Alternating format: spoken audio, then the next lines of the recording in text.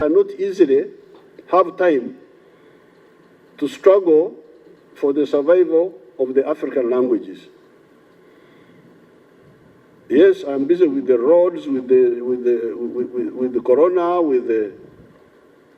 So how would I get time to fight for the survival of the languages? Now, if the languages die, what do we become? Do we become black Europeans? Or what? Is that good? So for us, we said no. Number one, we need to salute that contribution by the institutions in trying to improve governance through integration from clan to tribe. Secondly, who will look after the language? Who will look after the customs? That you shouldn't marry your sister. That you are walking in the bus park and you see somebody and you fall on first sight that you are falling in love. First sight, you fall in love, first sight. You don't know the background of this person. What if they are witch doctors in their family? If they are night dancers, you can see some risks in these concepts which these people bring. That I was walking on the road, I saw somebody and I felt like fainting.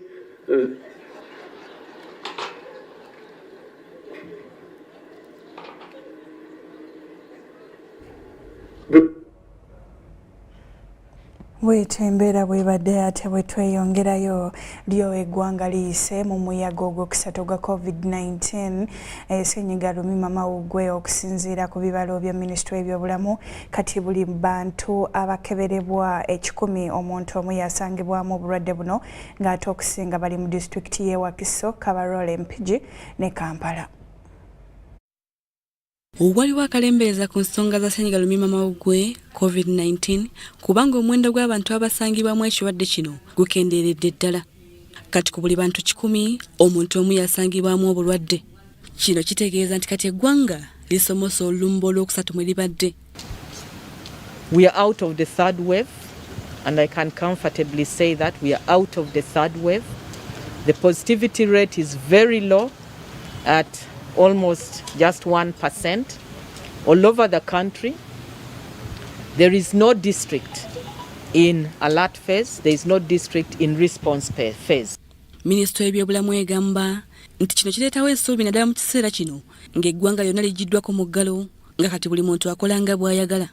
Mu mbeera eno y'emu, Minisitule y'ebyobulamu ekwasiddwa ebimera bya oxygen 100 okuva mu ggwanga lya Denmark okuyamba okugumiza omutindo gw'obuweereza mu malwaliro okwetooloola eggwanga. So this addition comes a long way in boosting up the stock of cylinders that we had projected to have. Wabula Minisitule ekubiriza abantu abatannaba kugemebwa okusitukiramu era n'abo abatuuse okufuna booster bakikole mu bwangu ku lw'obulamu bwabwe n'abantu be babeera nabo. Our first dose stands at over 65%, second dose at about 40%. That is not good enough. You all know that the World Health Organization wants us to have a coverage of over 70% second dose. So we still have work to do together. Enkola zonna ezaateekebwawo okulwanyisa COVID-19 zikyagenda mu maaso okuli okunaba mu ngalo buli bbanga, okwambala masiki ssaako n'okwewa amabanga.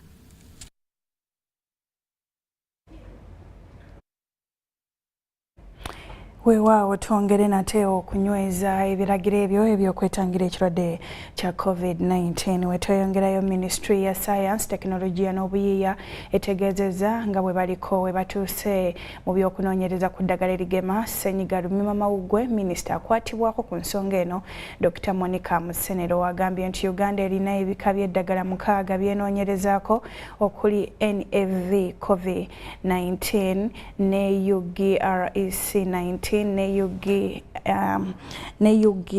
INA19 era nga mu bbanga lya myezi nga 6 erisooka lijja kuba liwedde.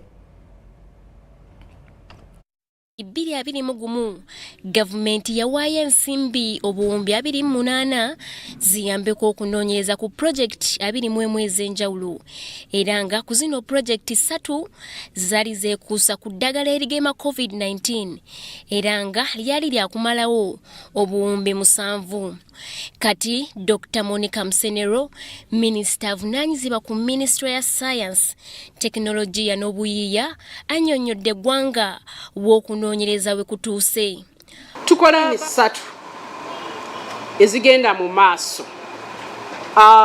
Professor Lubega ababulidde ku vaccine gye tuyita UBC 19. Kati stage esooka eyokulaba nti vaccine eno tekosa mubiri eyo twagimala. Stage eyokubiri vaccine eno estimulating omubiri okuleeta abaserikale abalwana ne balwanyisa COVID. Study eyo nayo twagimaze. Stage eyokusatu gye tugendamu era tulinze ezo mesezo ze mwakazaako erinnya lyange mwanagirabanga mugikubye tuse VIP Entebbe Mausenero. Ono bw'ati asambaze ebiyitiŋŋana nti abayiiya balimba omukulembeze w'eggwanga ku busobozi Uganda bwerina mu nsonga z'okunoonyereza eddagala erigema COVID-19. So don't let anybody tell you, oh, the scientists are not capable, those are lies.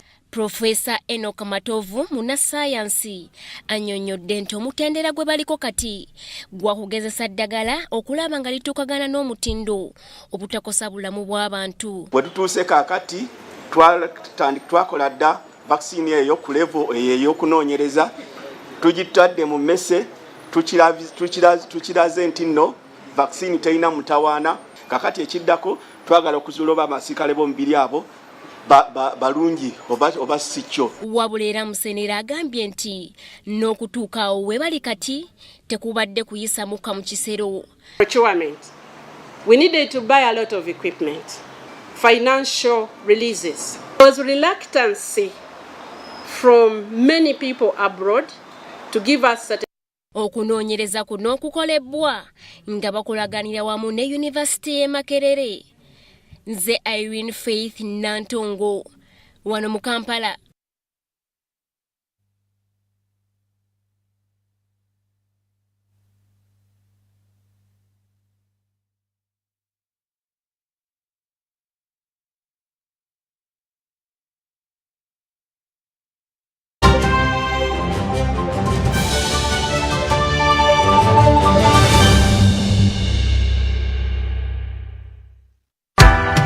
MBs are now bigger MBs only on MTN. When you load a daily band of 250 shillings, you no longer get 15 MBs, you get 25 MBs. For 500 shillings, you no longer get 40 MBs, you get 65 MBs. For 1,000 shillings, it's no longer 100 MBs, it's 165 MBs. Dial *150 *10 hash or use the My MTN app to load bigger daily bundles only on MTN.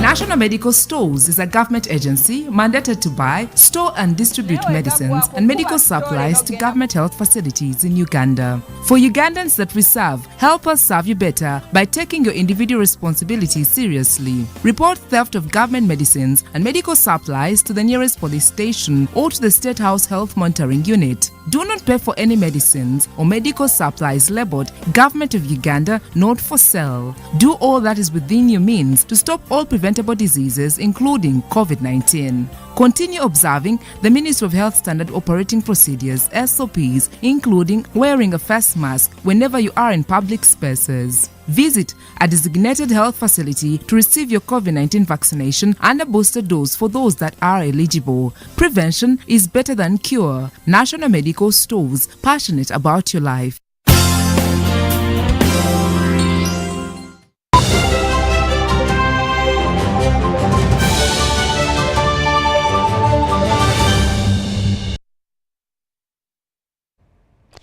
weewaawo ebyuma by'omuzungu bibadde byekutemuko katono naye katweyongereyo ne UBC leero yo Ministry y'ebyenjigiriza n'ebyemizannyo mu ggwanga etangaazizza ku bisomesebwa abayizi aba primary wamu ne senior ebyakyusibwamu nti byebimu wabula byalongoosebwamu bulongoosebwa ng'ayogerako ne bannamawulire ku Media Center mu Kampala omuwandiisi ow'enkalakalira mu Ministry Keti Lamaro agamba nti abasomesa basaanye okuteeka mu nkola bino ebyakyusibwamu kubanga UNEB yakugoberera bino ng'ekebera ebigezo bya UNEB. Wanga kwakosa nnyo ebyenjigiriza nga n'abamu ku bayizi tebasobola kusoma mu biseera by'omuggalo olw'obutaba na intaneti wamu n'ebyetaagisibwa mu kusoma. Ministry y'ebyenjigiriza n'emizannyo ng'eyita mu kitongole ekivunaanyizibwa ku bisomesebwa ki National Curriculum Development Center kyavaayo n'enteekateeka z'okugonza wamu n'okukyusaamu ebisomesebwa abayizi giyite curriculum eri abali mu bibiina eby'enjawulo n'ekigendererwa ekyokulaba nga abayizi bakola bulungi oluvannyuma lw'omuggalo. Curriculum eno egendereddwamu kusomesa abayizi ebyo bye baasubwa mu kiseera we baabeerera mu muggalo n'okuyambako abayizi okutambulira wamu ng'amasomero gagguddwawo. Si kigambo kyekyenjawulo naye nga si curriculum mpya.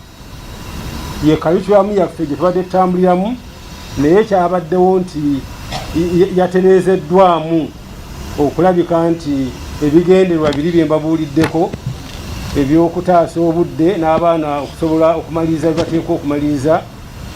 Newankubadde nga ebisomesebwa abayizi birongooseddwamu, abasomesa basabiddwa okugoberera ebyo ebiriwo baleme kukalubiriza bayizi. Kubiriza abasomesa n'abakulu b'amasomero baleme kuba na kubateeka nnyo ku pressure nga babawa ebibuuzo opening of term, mid term badde mubiwulira. UNEB ne NCDC zaawabudde ntukozese continuous assessment obutesi buno abaana bubakola bajje nga babeera babulukodinga. Ssenkulu wa NCDC ategeezezza nti ebyetaagisa byonna biteereddwawo okuyamba abayizi okulaba nga basoma mu mbeera ennungi. Soko yitiremu omwana kino asobola okuyiga bino bye bipya byasanze mu klasi empya mu senior 2 byayingiddemu. Bw'amala okutegeera biri the spiral nature ya curriculum eno lujegere ne lumuyingiza bulungi nga tafunye shock n'asobola okutegeera n'atandika okusoma bulungi. Ekitongole ekivunaanyizibwa ku bigezo ki Uganda National Examinations Board kitegeezezza nti newankubadde ng'ebisomesebwa bigonzeddwamu wamu n'okulongoosebwamu emitendera egiyitibwamu okukebera ebigezo by'abayizi kusigala kyekimu. Ndi Nafuka Farida mu Kampala.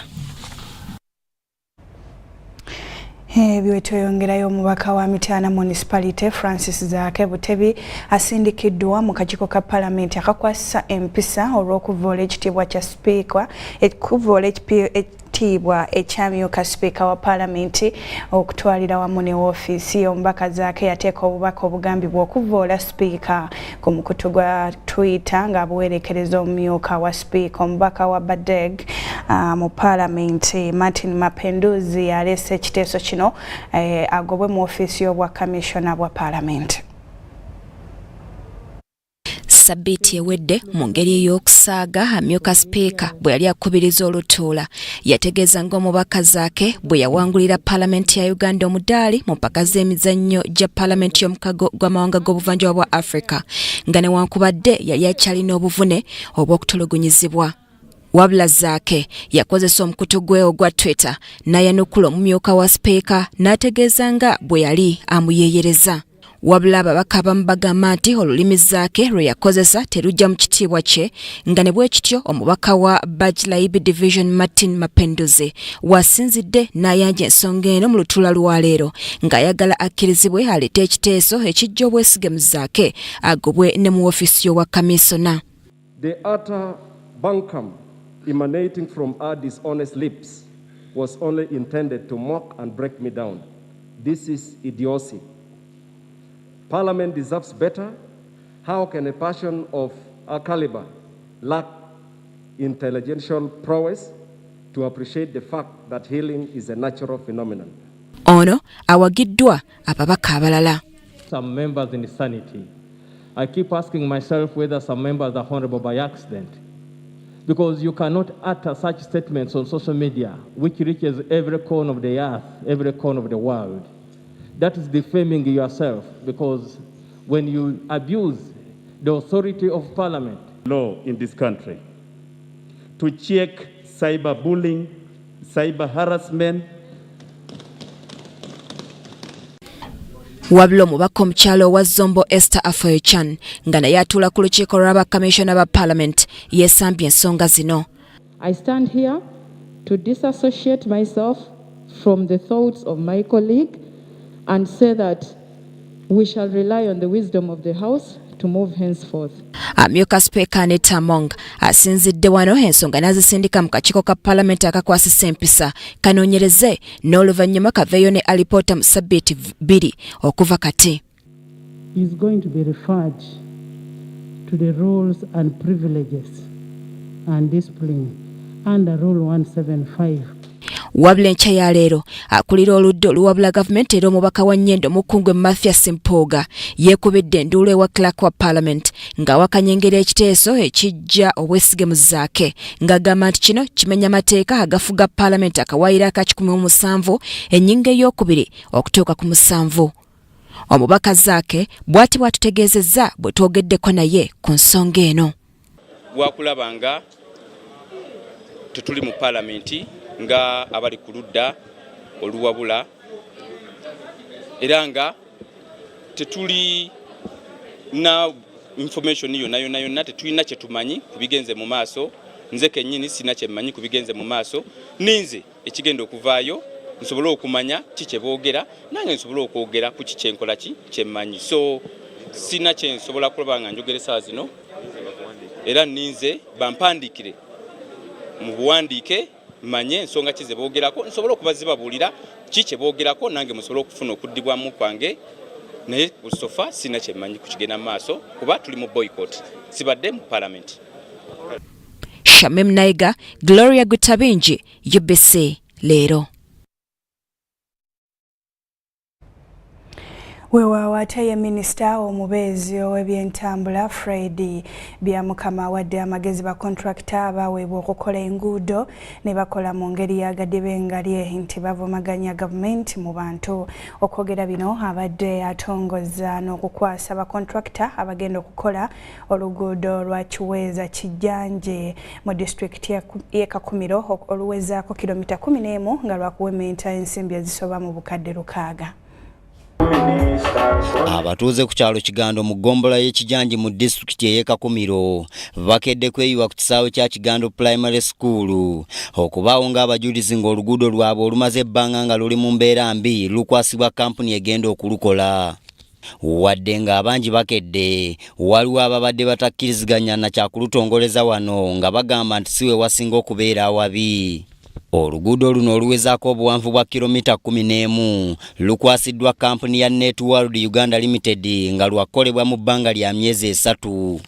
Ng'atongoza omulimu gw'okukola oluguudo luno, Minisita omubeezi w'ebyentambula Fred Byamukama alabudde ba kontrakita bano okukola omulimu omulungi baleme kuvumaganya gavumenti. Challenge we have our engineers at the district. When these projects come, because somehow finance is controlled centrally, they don't mind.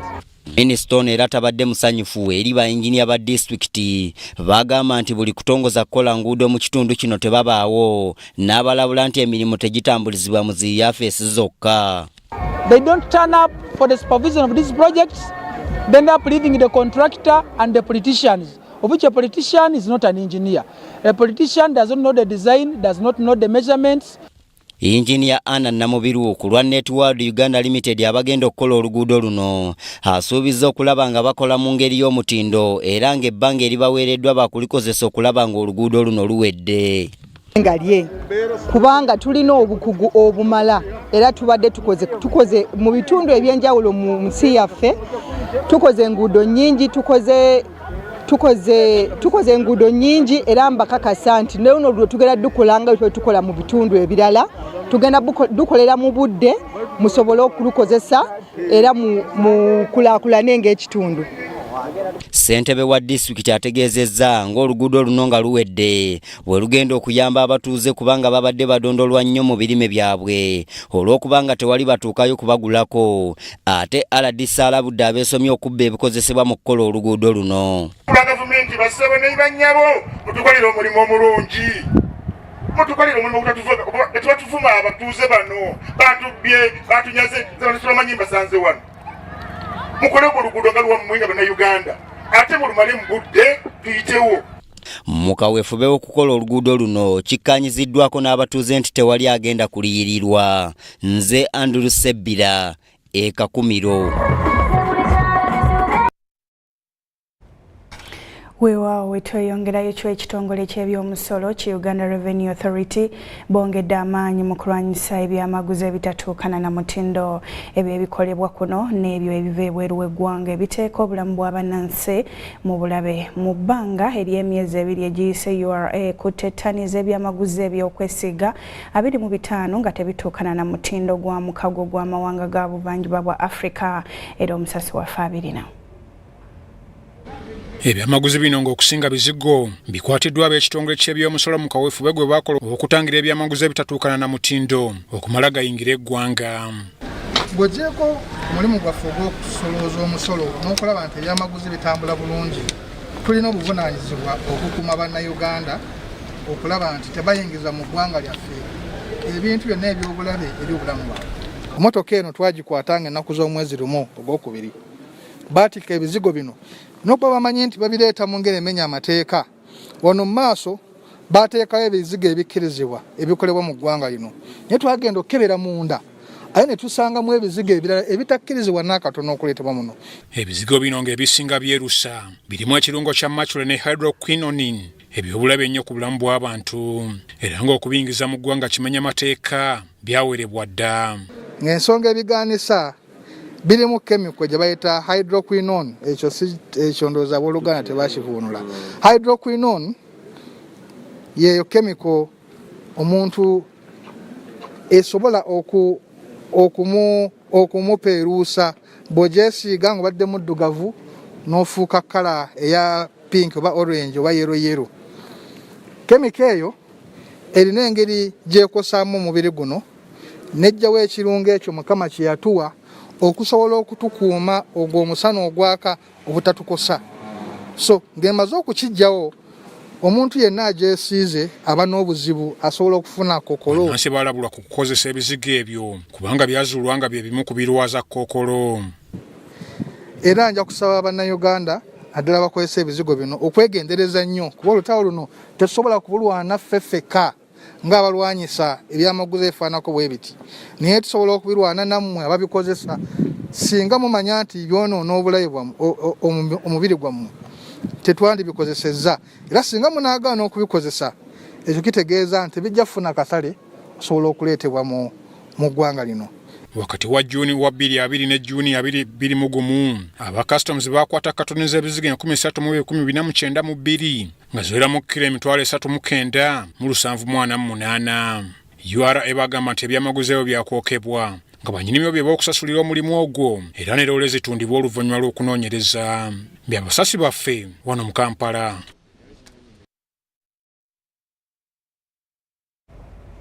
UBC leero eddakiika 25 zeganye ssaawa y'akawungezi pumula mu nkomawo n'ekitundu ekyokubiri tosegoka.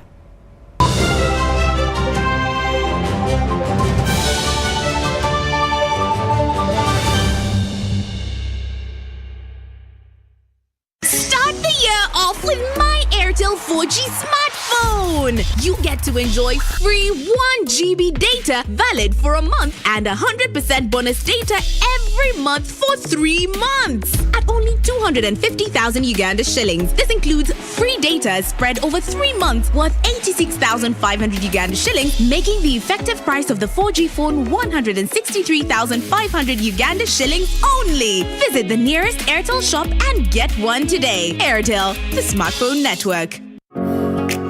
It's no secret that ICT makes learning easy. The strides made in our field could not be possible without it.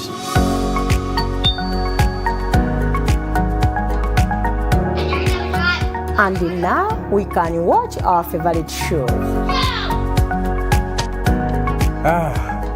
My radio is my best friend. UCC provides an enabling regulatory environment and policy guidance for healthy competition.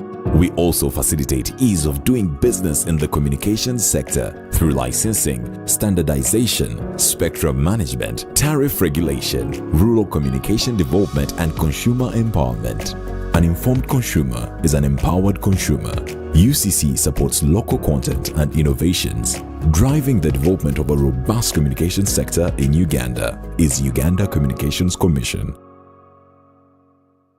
Enjoy convenience today with Airtel Money School Pay, FlexiPay, or Bridge Schools. To pay school fees using Airtel Money for Bridge Schools, dial *185#. Select option 6, School Fees. Select option 1, Bridge Schools. Enter pupil ID. Enter the amount. Enter the PIN number to complete payment. Pay school fees conveniently using Airtel Money. Airtel Money. Instant, secure, borderless. Enjoy convenience today with Airtel Money School Pay, FlexiPay, or Bridge Schools.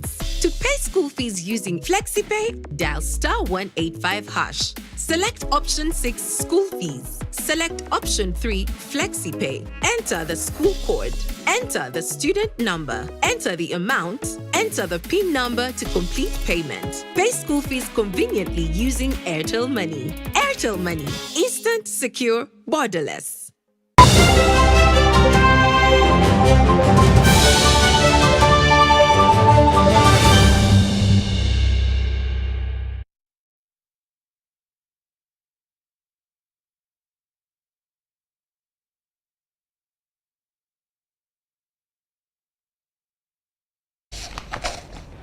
Webale kubanga otambula naffe wano ku UBC leero kino kitundu kya kubiri era tugenda kuba tukitandikirawo butereevu kantandike n'abadigize abatwalidde amateeka mu ngalo ne batta abavubuka babiri nga ebibakwatako tebinamanyika bulungi. Ekitegeerekeseeko nti bano babadde bagezaako okunyakula ku bakyala obusawo wamu n'amasimu oluvannyuma lw'okumaliriza okulaba ekivvulu kya Valentine ekyabadde mu kibuga Mukono.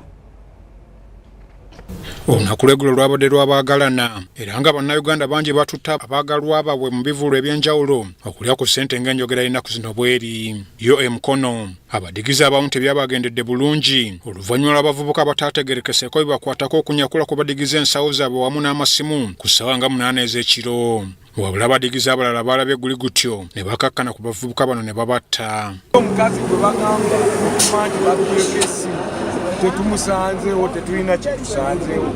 We twatuukidde mu kifo kino ng'omulambo gw'omu gugaŋŋalamye mu luguudo wakati mu kitabo ky'omusaayi ate ng'omulala akyasigaddeko kikuba mukono. Abadigize ababaddewo ng'abantu bano batwalira amateeka mu ngalo batubulidde embeera bwe yabadde. Wali eno oyo abadde agezaako okuva ne bamugoba wansi ne bamukuba ne bamutta naye twakafunawo babiri naye omu tannaba kufa ate ali wali waggulu wali eri bakattako omuwange. Nasala bwati nakunyako nga wefu kati oyo akubiddwa bamugyeeri waggulu ku mafuta anyakudde omukazi adabira ku kubo namugyako essimu n'amukuba oluyipa omukazi n'akola ki n'agwa eri kwebunga paka waneeno. Okusinziira ku batuuze abavubuka bano badde bagufudde muze buli ekivvulu lwekigwa mu kitundu ne bakozesa omukisa ogwo ne banyakula ebintu ku bantu. Ssentebe w'ekyalo kino Ssaalongo Nnyombi Moses yennyamidde obubbi obutiridde mu kitundu bukya bivvulu biggulibwawo. Bwe wabeerawo emizannyo wonna oba emikolo ku Sama Garden abavubuka bajja ne bayingirawo teri mutuuze ayitawo era ku Christmas fano twali nga tuli bubi nnyo twatula ne poliisi ne tubeera kimu wano nga tugobaganya abantu olwokuba nti buli ayitawo ne bwoba olina ssaawa bakucunya. Ye omusirikale wa poliisi abadde akulira abasirikale ababadde bakuuma ekivvulu kino oluvannyuma lwa poliisi okugyawo emibiri gy'abagenzi ne giteeka ku kabangali ne gitwalira mu ddwaliro ekkulu e Mulago okwekebejjebwa. Bino byonna nga tebinnabaawo abayimbi b'ennyimba ez'omukwano okuli Sophie Nantongo ne King Saha n'abalala bakyamudde abadigize n'ennyimba z'omukwano mu kivule ekyetabiddwako nannyini kifo kino Reverend Dr. Kefa Sempanji n'abagagga b'omu kibuga Mukono. And so by the time I gathered up the boys to come and reach the scene, we found that the suspect had already been beaten to death.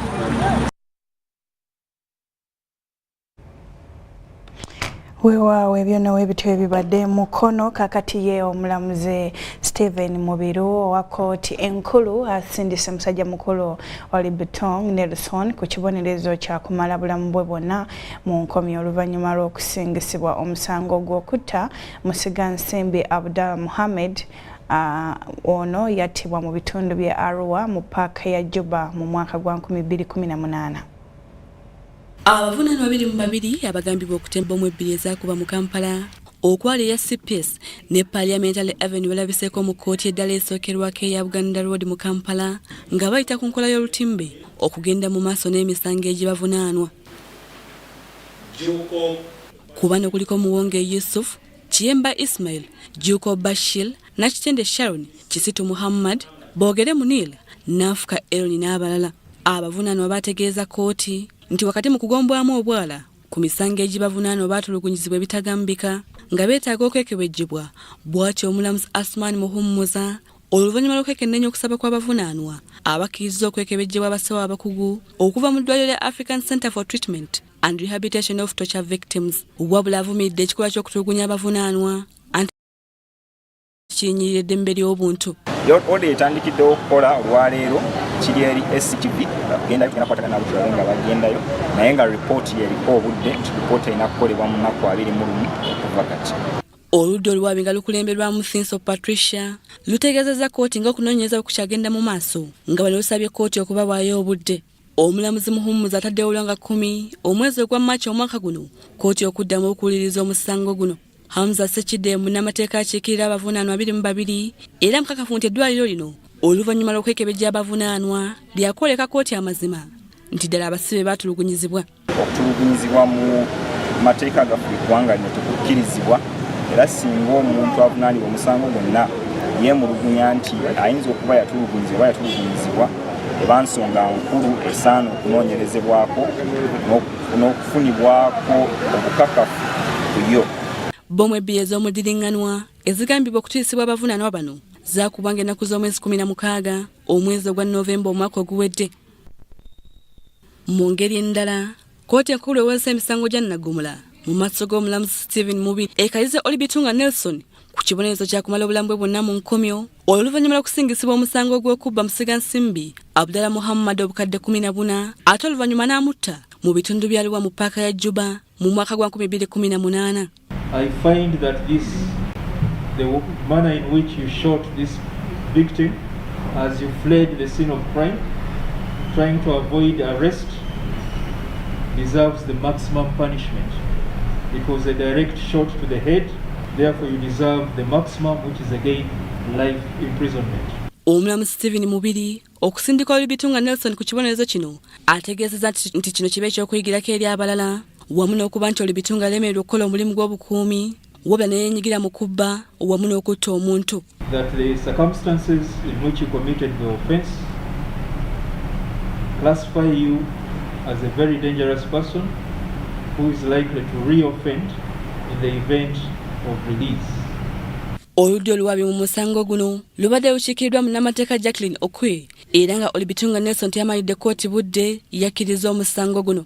We consider the sentence fair enough and we believe that justice has been.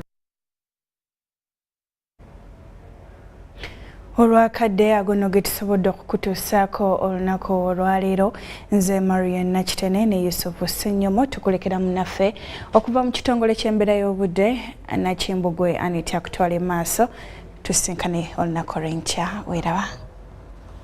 Obudde bwakedde bwa mukalwe nga mwetobeseemu n'ekifo mu bitundu by'eggwanga ebisinga naye nga bwe butuukidde mu biseera eby'olweggulo ng'enkuba etonnya mu masekkati ag'eggwanga lyaffe ebitundu ebyebulunguludde ennyanja Nalubaale n'okweyongerayo mu bugwanjuba obw'eggwanga lyaffe. Tukwaniriza nateera ku mbeera y'obudde okuva mu Yonimanze Anet Nakimbugwe. Ekifaananyi eky'ebyembeera y'obudde kiraga obuzito bw'obugongo bw'empewo obusimbye mu bukiikaddyo ku Ssemazinga Africa ng'era busindise omukuubo gw'enkuba okweyongera mu masekkati aga Ssemazinga Africa nga mwotwalidde n'ekitundu ekiri mu bukiikaddyo obw'eggwanga lyaffe ng'era kyekiviiriddeko nakyo enkuba etonye ombadde n'okubwatuka okw'eggulu mu kitundu ekyo. Ku makya tusuubira enkuba okutonya mu bitundu ebyo ebimu ebyebulunguludde ennyanja Nalubaale omuli ne Tooro so ng'ate ebitundu by'eggwanga ebisigadde byo tusuubira omusana okwaka nga bwe gukubakubamu. Mu biseera eby'olweggulo neera tusuubira enkuba okweyongera okutonya mu kitundu ekiri mu bukiikaddyo obw'eggwanga lyaffe nga mwetobeseemuko n'okubwatuka kw'eggulu mu bitundu ebimu. Ebbugumu ly'empewo eryagulu tulisuubira okuba wakati wa centigrades 31 okutuukira ddala ku centigrades 33 eri mu Karamojja so ng'ate mu ebyo ebitundu ebyebulunguludde ennyanja Nalubaale n'amasekkati yo tusuubira temperature okuba wakati wa centigrades 27 okutuukira ddala ku 29 ate yo e Kabaale tusuubira temperature okutuuka ku centigrades 24. Okweyongerayo mu bibuga ebimu okusukka eggwanga lyaffe omuli Dubai ne Nairobi omusana gusuubirwa okwememula ne temperature okutuuka ku centigrades 3 mu Nairobi ate yo mu New York omusana gusuubirwa okwaka nga bwe gukubaakubamu. Yo mu New York obudde busuubirwa okubeera obw'ekiddedde ate London enkuba esuubirwa okutonya ne temperature okutuukira ddala ku centigrades 15 mu Moscow omusana yo gujja kwaka nga bwe gukubaakubamu. Weebale kubeera naffe akaseera kano tulindira ate enkya akadde ke kamu weeraba.